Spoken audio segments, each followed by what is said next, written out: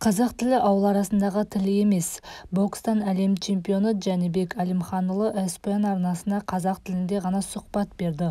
Ол британиялық Дензел Бентлимен жекпе-жек алдында ақш-тың атақты телеарнасының студиясына шақырылып, тілшімен еліміздегі бокстың қазіргі жағдайы, спорттың осы түріне деген қызығушылығы, алдағы жоспарлары мен басқа да тақырыпта әңгімелесті.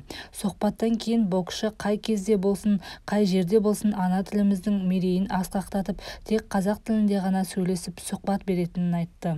Бізде бәрі қазақша. Қазақ тілі ауыл арасындағы тіл емес. Міне, Лас-Вегаста 90 миллион аудиториясы бар ESPN арнасында қазақша сөйлеп отырмыз.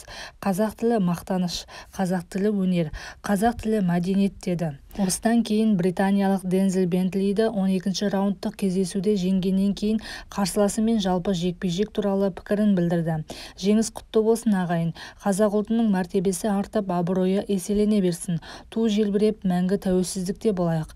Бүгін маған жанкүйер болғандарыңыздай, әр қазаққа әрқашан осылай болса алатын дара деңгейде болайық. Біз енді бастадық. Аллаға шүкір, чемпиондық титулды сәтті қорғадық. 12-ші раундты да көрдік. Бұл белесті де бағындырдық. Жанкүйерлерге көп рахмет. Қолдауларыңыз өте керемет. Жеңісті күндерде жолығайық. Бірінші раундта құлатқаным жанкүйерге жақсы. Қарсыластың құламағаны маған жақсы. Әр раундта тәжірибе жинайсың. 12-ші раундтық тамаша тәжірибе болды. Келесі жекпе-жектерге бұл да керек. Аллаға шүкір деді ол.